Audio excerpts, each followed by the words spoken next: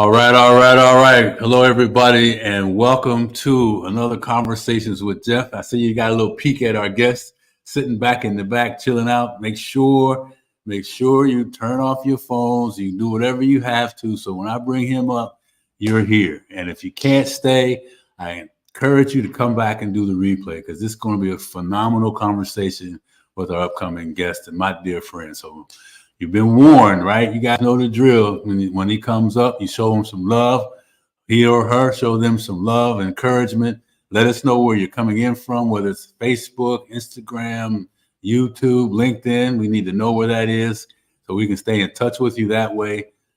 Man, we got a great thing coming, ladies and gentlemen, as always. So I want to thank everybody that's been supporting us along the way. And all you guys know to subscribe, set up your notification bell, and share this information as often as you can to all the people that you know, because the message needs to get out. We believe that. We know you believe that. We can't do it without you. So thank you so much. And as always, I want to thank my team for bringing this thing to life, making sure that they do what we're supposed to do, which is to show up, bring guests that come in here from all backgrounds, but have the same message in their own way about the power of the comeback, right? And how the magic was in the mess of their life. The message was in the mess of their life. The greatest lessons was during the mess of their life, and how they took the tools that we talk about here and changed their life and helped hundreds and thousands of people along the way, man. So I'm telling you, this is the place to be. You know, our foundation is built on 3 pillars. For those of you that don't know and those of you who do, I'm going to repeat it anyway, right? 3 key pillars: community, health, and wealth. And we believe community and family, immediate families, community that you live in, your professional world, your physical world, whatever circle of influence that you have with most other folks, right? And then your health, your physical health, your mental health, your emotional health, your spiritual health, and financial health, right? And then lastly, health itself and subject matter around that. How do you build legacy? How do you go from broke mentality to wealth mentality? How do you manage your mental wealth, right? I mean, it's you have to enrich yourself mentally and spiritually. Same things apply all the way across the board. And the common thing, why I get excited about the common thing that we all have control over, that can either help us or hold us back, and it's doing both, is the conversation you're having with yourself about yourself. That's right, that stinking thinking. You guys know it in the community. What's that stinking thinking smell like today? How'd you start your day today, right? Did you jump up today ready to go, feet on the ground, grateful for what's going on for you today, not worried about what you didn't do yesterday, not worried about what people told you 15, 25, 30 years ago, not worried about something you're not sure you can do? You guys know what I'm talking about, right? I mean, that stinking thinking goes through all those pillars and more. Man, I got to tell you, you know, the key things that we believe and helped other people and over the years is one, becoming aware of what's going on, what you're doing to yourself with that. You know, that I can't say, I saw a guy on the elevator yesterday, young guy, you know, sharp. Says, man, I'm in the wealth business and this life stresses me out. So how do you think his day was going to be? Come on, right? I mean, I'm not talking about things that we're not all involved in, right? So I told him, I said, man, do yourself a favor. Next time you say that, stop, slap yourself. Imagine slapping yourself. That's the pause piece of it, right? Becoming aware of it, number 1, and then 2, the pause button, and then 3, replacing it. I'd like you to do something different. Say, today will be the day that I turn stress around. I no longer see stress as something that hinders me to something that fuels me. Giving them something else to think about right there on the spot, man, right? I mean, that's how it works, right? And so I like to say, let's be conscious, deliberate about our actions, and determination, right? I want to just go to a quick story. But before I do, for everybody that doesn't know me, my name is Geoff Tyson, and I am the host of Conversations with Geoff. And I'm known as the Comeback King. But man, I didn't make that name up. I got that name from people that either know me and have watched me, or people that have heard about me and seen how, like many of you, faced setbacks in marriage, faced setbacks as a young kid struggling in school, struggling to fit in, right? And to business and success and failure in business life, and then having some stresses in health and all those things that go along with living, man. So they've seen that, right? And they know that persistency is a friend of mine. Resilience is a friend of mine, right? And they've seen me go from I can't to I can, right? So it's not something that, hey, look, I just pass it on, right? So we're all kings and queens of our life. I will tell you that, right? So let me just share this quick story, man. I feel like it's appropriate, and I put it in the comments in the chat too. My information's in there, and I want to pull it up. And you guys know that we accept all perspectives of how your spiritual life is. So we're not here to judge anybody, right? But this message, I think, applies no matter who you believe and how you believe. And it says, but those who wait on the Lord shall renew their strength. They shall mount up with wings like eagles. They shall run and not be weary. They shall walk and not faint. So this young man, I'm going to tell you a story about this young man, right? He's, he and his brother would get up in the morning and they would go to the schoolhouse and they'd light the fire. And each morning they'd light the fire and the rest of the kids come in and it's all warm and cozy. One day, though, they go to the school. They do the same things, but somebody had changed the cans from kerosene to gas. They poured the gas on the fire. They lit the fire. And you know what happened next? Explosion. One brother died instantly. The other young man barely survived. The doctor said they didn't think he would make it, man. Talking to his mom and dad. But you know what? The beautiful thing about this is they didn't matter the lower part of his body that burned off all the skin, kneecaps, and everything was shown. Didn't matter, right? His mom took him home and she massaged his legs like they told him to. She encouraged him like they told him to. Well, they didn't tell her that, really. They told her they didn't think he was going to make it, man, right? But here's the power in nature. His mom would take him outside all the time, and he'd sit under the sun and was massaging his legs. And one day she left him by the fence, and she didn't see him. So he pulls himself up on the fence, right? And he starts doing that, and then he keeps dragging himself along the fence because he couldn't walk. So just imagine a picket fence, big picket fence, and you're pulling yourself up and dragging yourself day after day. But he did that consistently. He was persistent, resilient in the pain. Can you imagine? And this was back in 1938, man. He didn't have anybody to say, you can do it. You could hit a button like we'd have today. He didn't have any of that. But he had something much greater than what we could offer. Right? So he does this. And then 2 years later, he stands up. And now he's standing up. And then from there, he begins to walk. And then he starts to walk. And he goes to college. And now he's running, right? And this young man, after all he had been through, all that stinking, can you imagine the level of stinking thinking that he was facing? He ends up setting the world record in the mile in 1938. This man I'm talking about, his name is Glenn Cunningham. So no excuses, ladies and gentlemen. Conversations with Geoff. We all know that we can do what we need to do in our lives if we become aware of, be determined, and don't quit, right? So anyway, oh man, let me get to our guest. Check out that story more in detail and get a hold of me. There's my information's in the chat and the affiliates. We're getting ready to introduce some new affiliates the first of the year. So we do have a little time left for that. So anyhow, this guest we have coming up, man, he is amazing. I believe he's a walking miracle. That's what people tell us. I've seen it, right? I've seen this man go through some things. He's a dear friend of mine, very successful in the fields that he's in, and he's renowned for his integrity and his true message. And he is really an example of the power of the comeback and finding his magic in the mess, right? He and I met, almost 30 years ago. And this man, as you guys, many of you know, there was a time in my life where I had the dressed up garbage can story I talk about, and I surrendered that lifestyle and found a new way to live. We met this man in this program.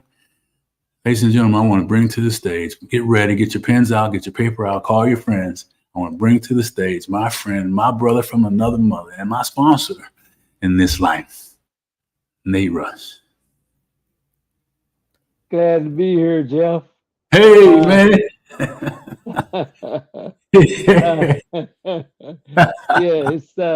It's absolutely a privilege and an honor to share this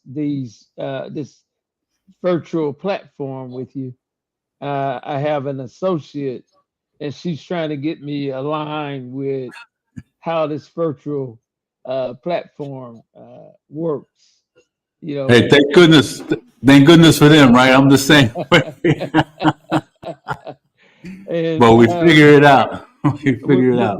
When you talk about that miracle in my life,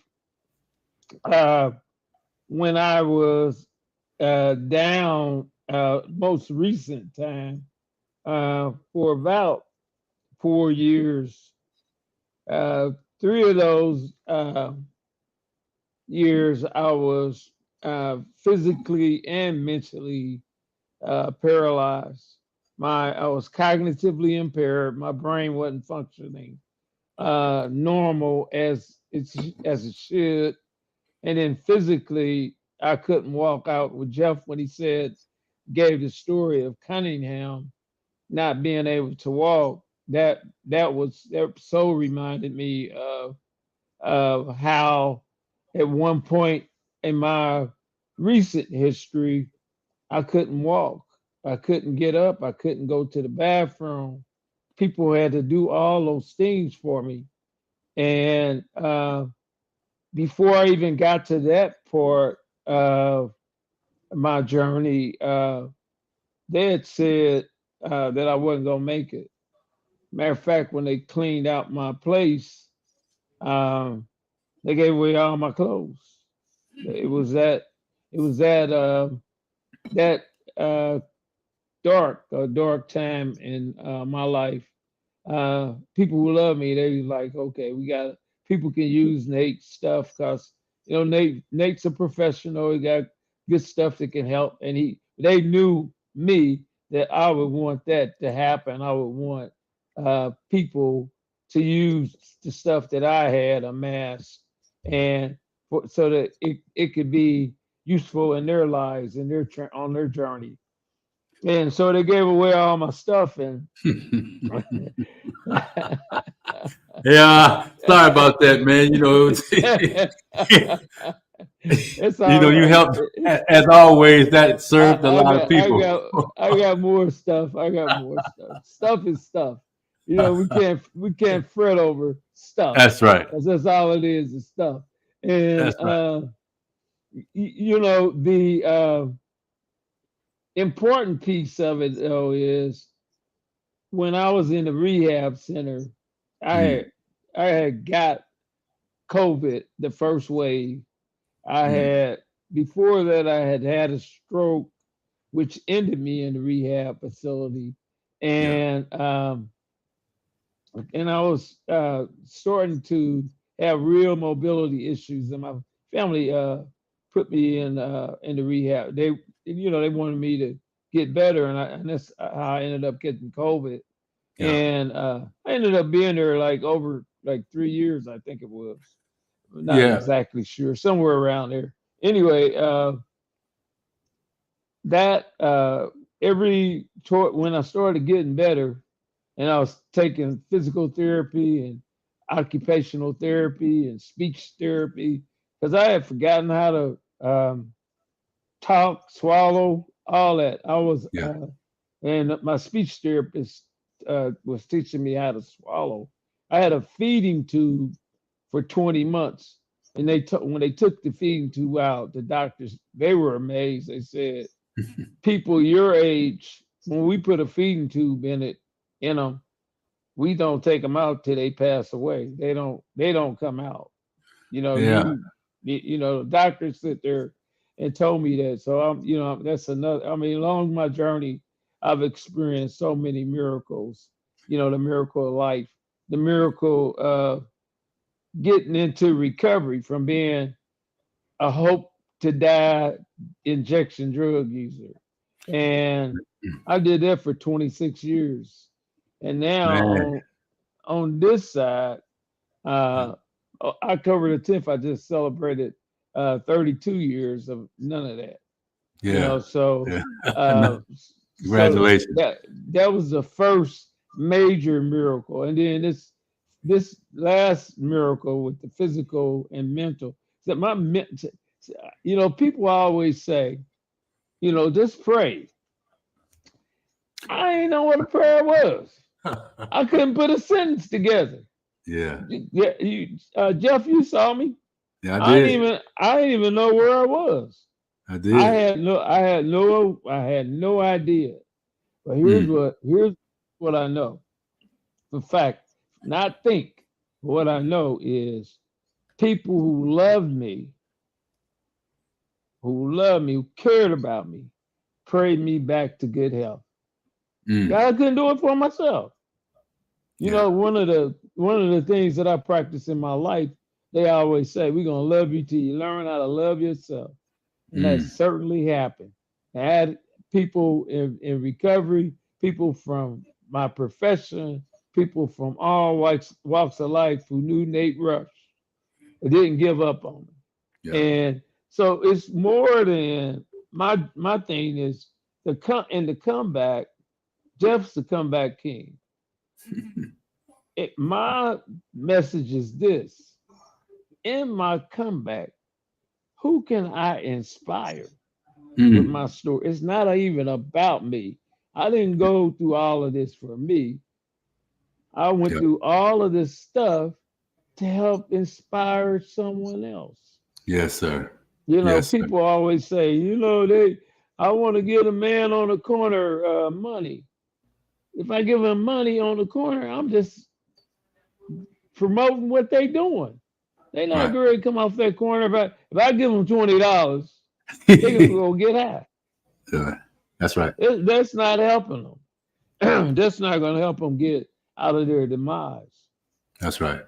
What I can give, if they're open to it, some kind words. Yeah. See, yes, sir. Kindness, is coupled with love. When I share love with you, man, that's a powerful, powerful, powerful weapon. Well, our relationship is an example. Yeah, our relationship is an example of this, ladies and gentlemen, what he's talking about. And I want to just back you up for just a second, Nate, because I want people to understand that before this illness came up, you were a healthy, thriving, male, and all this stuff. And who knew that this was even, so it wasn't like you had been sickly all along the way.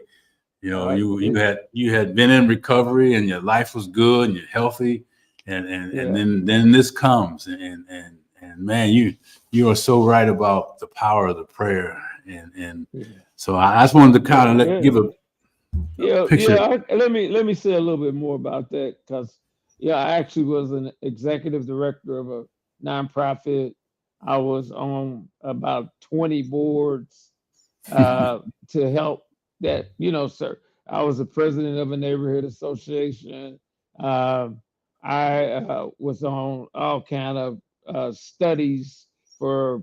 I first started this work helping people with AIDS in the 90s when people were dying quickly from HIV. And what motivated me was the fact that I was an injection drug user and I didn't contract HIV. And the way I was using, I should have. And God said no. And I realized the God of my understanding was protecting me through that. So I needed to do something. So I got heavily involved in helping people whose lives were impacted by HIV/AIDS. And so that led me down that. And in that, I became a national speaker.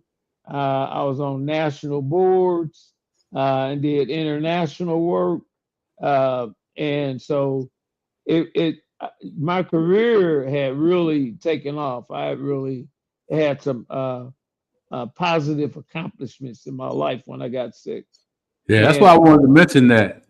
So those that didn't know and are being aware of you. Hey, Isaac and Steph, thanks for showing up today, showing us some love. We appreciate you guys being here, and Stacy for being here. And so Nate, man, I got to kind of get in some stuff before we run out of time. So, I appreciate you letting me interrupt you like always, right? That's how our relationship is. This is my life. This is my life. I'm with it. No problem. That's it, man. And our journey has been a fabulous journey in so many ways. But man, I just for a moment, so that's most recent series of comebacks. But let's just touch base on the gift of recovery for you, and you talked about how you led you to helping people that were doing that, and you were blessed not to be contacted with AIDS or anything like that, man. So when you were at your lowest low, Nate, what was it that turned it around, began the new journey in that space? If I could bring you into that world. The simplest thing was, you know, my mother, uh, she was a praying woman. Some of the prayers she prayed for me, I don't know which one, but it was, this is where I got my resilience from. It's from my mother. My dad was an alcoholic, and he was very abusive. And she believed in the Bible, that she stayed with him. Anyone else would have, folded, broke camp, but she stayed with him, even though he was not worthy of that. And so, me seeing that as a child and then growing up and wondering why, then I realized one day, when I went to treatment and got clean, I realized that when I started taking an inventory of myself and my life, I realized that, okay, that's it. She was following what she believed, and her faith was so strong. That was her belief. No matter what everybody said, how they chastised her, how they made comments about, you stand with this man, blah blah blah blah blah blah. She knew she was doing God's will for her. Right. And for me, how that impacts me is, no matter what people say, because I've been chastised, and because my walk and my recovery is not the same as everyone else's. And sometimes uh, I'm with some of the people I'm in a group with, I'm an outsider because of the way I think. I'm a free Right. thinker.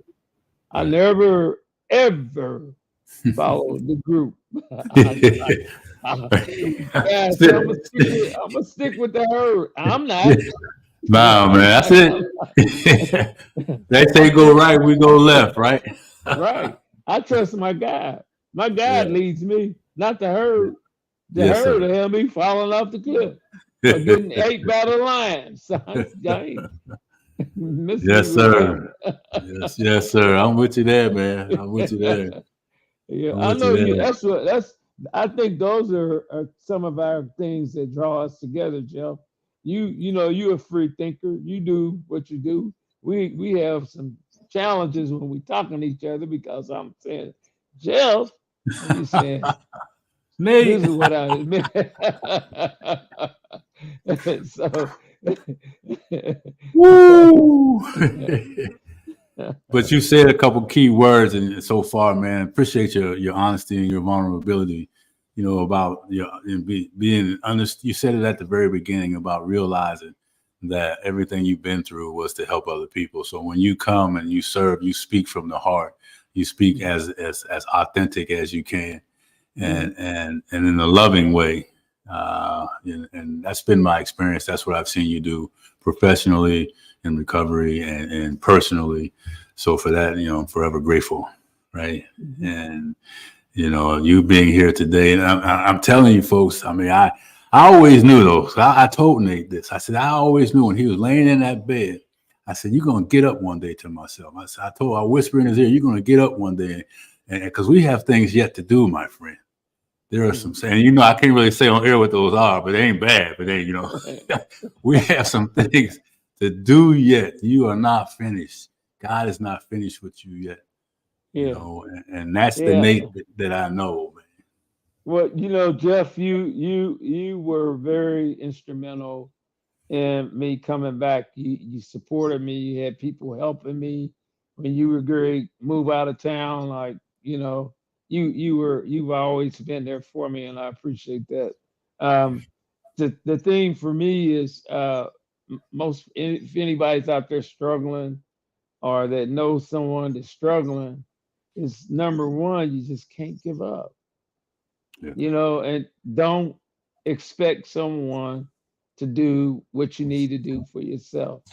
yeah. It's when I have to do for me what I need to do for me. Like I told the people in the rehab center, they'd ask me, Mr. Rush, what's your goal? To walk out that door one day. Every Yeah. day they ask me that. I was talking about the physical therapist and the occupational therapist. They'd Mm-hmm. ask me that every day, and I didn't finish that part of it. They would ask me that. Yeah. every day. What's your Yeah. goal?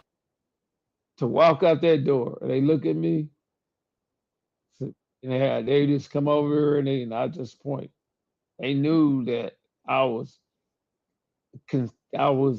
determined not to give up. Yeah. And for that, because they were helpers, they were drawn to me for my fire and Yeah. desire to get better.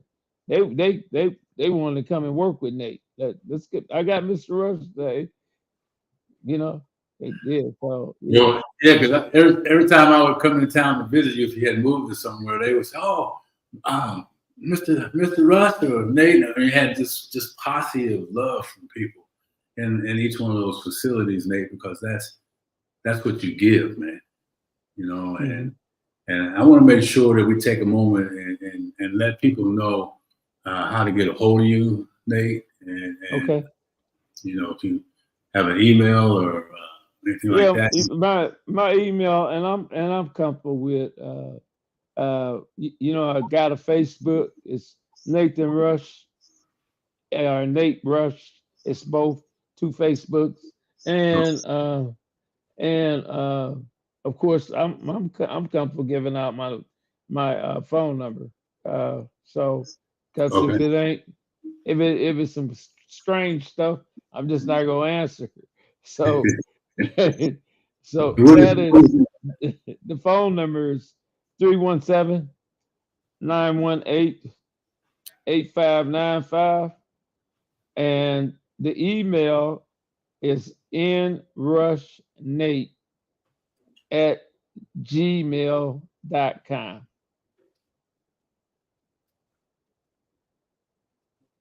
nrushnate@gmail.com and phone number. That's the information is in the chat there. I just dropped it in there for you. So we Okay. get that I'm going. glad you didn't ask me to drop nothing in the chat.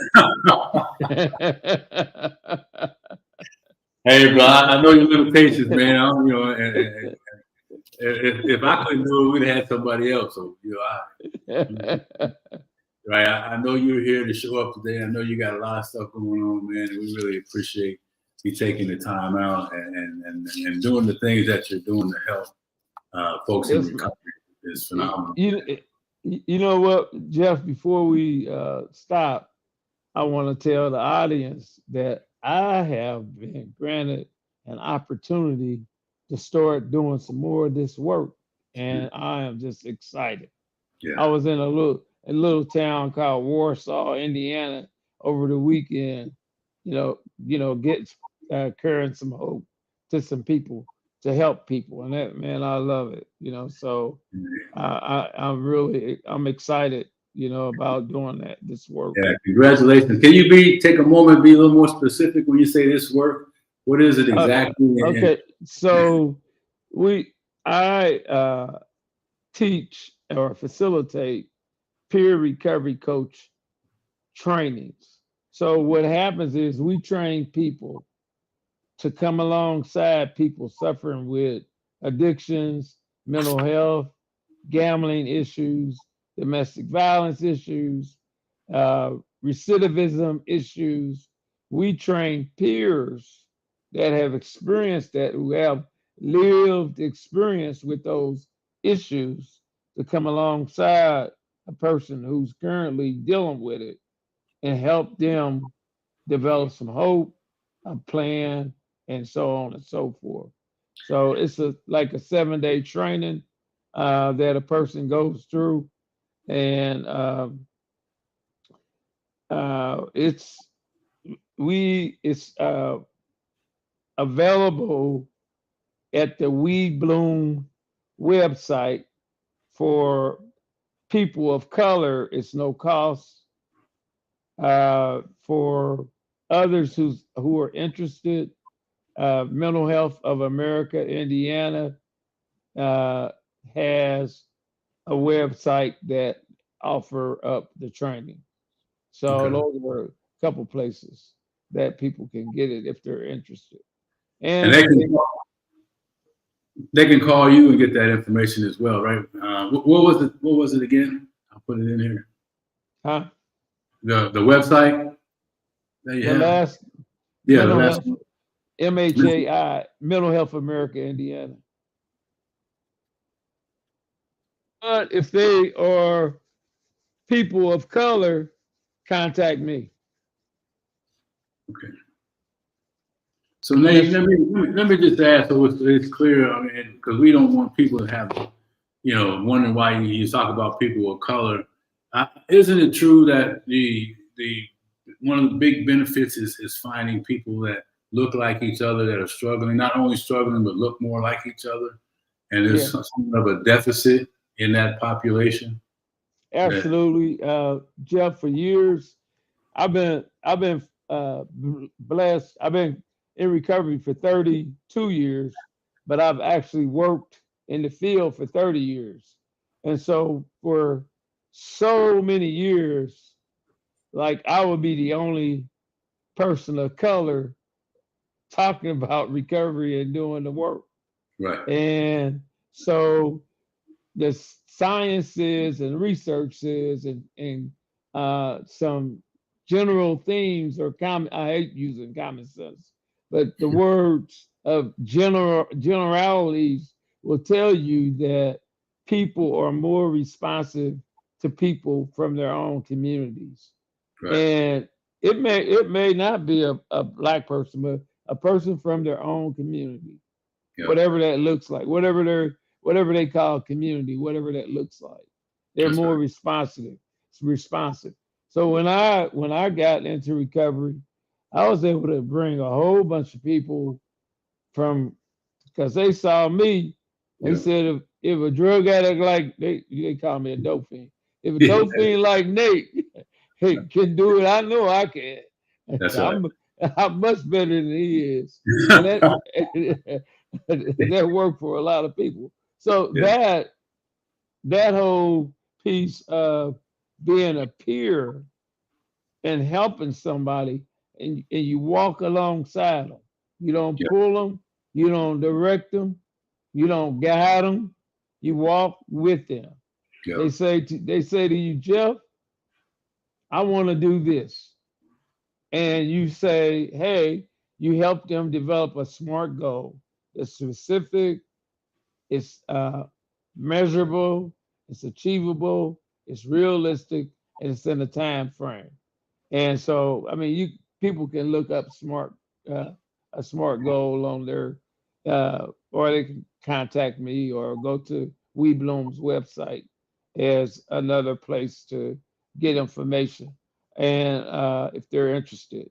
But we teach the people in the class how to do that, how to develop those uh, goals with folks that they come alongside. that'd be good, man. Thank you for putting that out there like that, and and thank you for responding to what I said because the recovery program is for anybody. Doesn't matter what color, it's there. There to serve and provide people a way of hope to get off of drugs and find a new way to live. So, So Nate, and so there are many. I spoke about my mother. There are many family members, mothers like my mother, that are suffering in domestic violence situations. So there's a need for peers to walk alongside mothers who are dealing with this. yeah, Every when you say therapy, that's at a level that a lot of people, most therapy costs, and most people that seek therapy think that you got to be crazy to get therapy. They yeah, don't see it as a benefit. So, uh, so at the level of a peer, it's much more palatable yeah. for a person to walk with a peer. So If that's another benefit of peer recovery work. Yeah, it breaks down the barriers, and people are a lot more comfortable.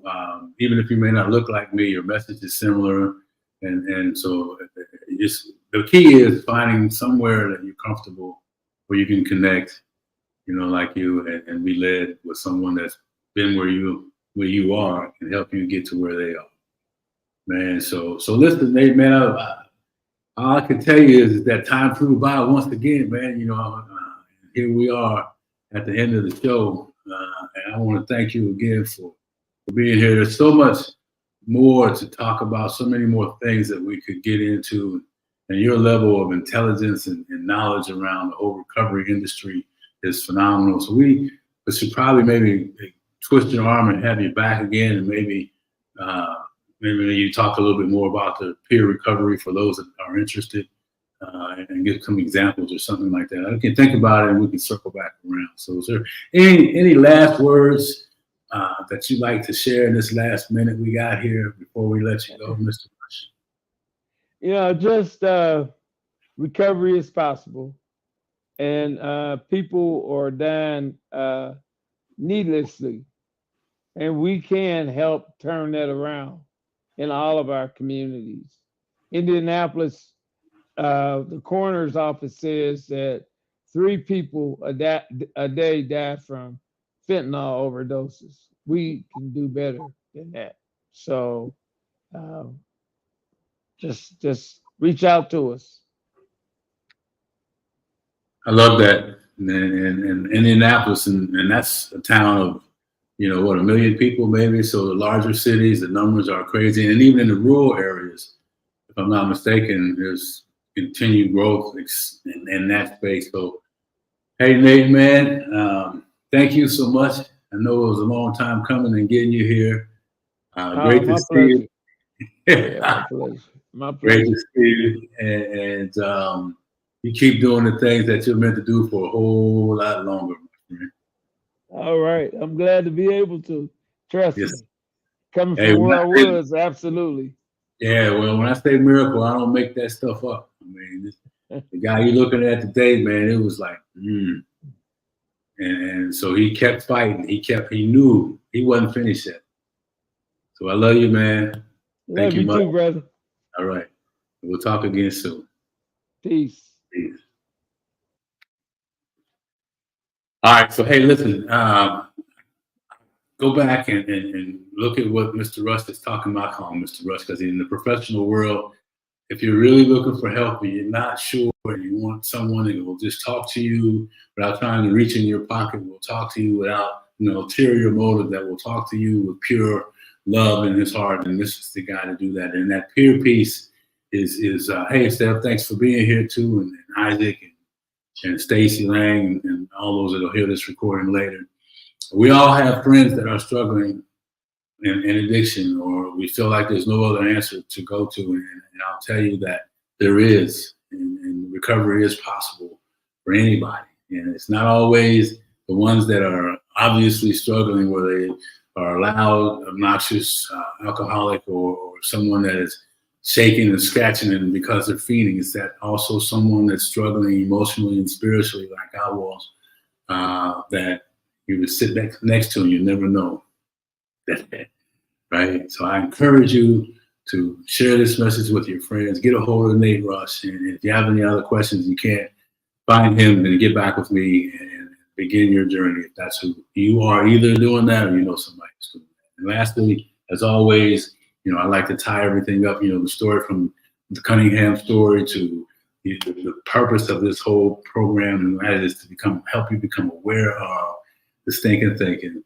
Hit the pause button, man. I mean, really hit that pause button. What I mean by that is that for me, when I was early on, when I was like, that stinking thinking about who do you think you are that you can't do this. When I was building my business, I would do this to myself in public. People thought I was crazy, man, but you have to step out on faith and know that these things do work. They work for me and they'll work for you too. So no more stinking thinking. Get this thing together, and remember, stop living life with your brakes on. Everybody's meant for something. The power of the comeback is true. The message is in the mess.